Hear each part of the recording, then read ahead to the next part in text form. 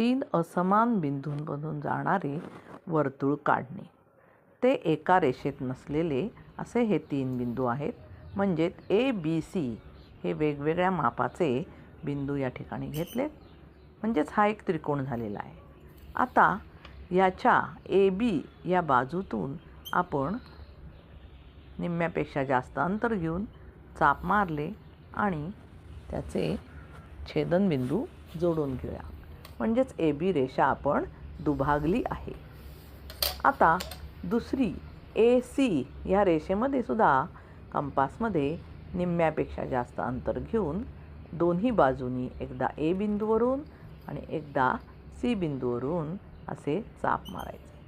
म्हणजेच आपण ही सुद्धा रेषा दुभागली आहे. AB ही सरळ रेषा आहे आणि AC ही तिरकी रेषा आहे. कोणत्याही दोन बाजू आपण दुभागून घेतल्या आहेत.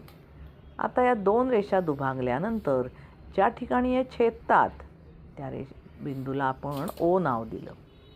या O मधून कर्कटाचं टोक ठेवल्यास O पासून B, O पासून C आणि O पासून A हे सर्व बिंदू बरोबर त्याच मापातून आलेले आहेत. म्हणजेच ABC हे असमान बिंदूतून जाणारे वर्तुळ आपल्याला या O या केंद्रातून मिळणार आहे.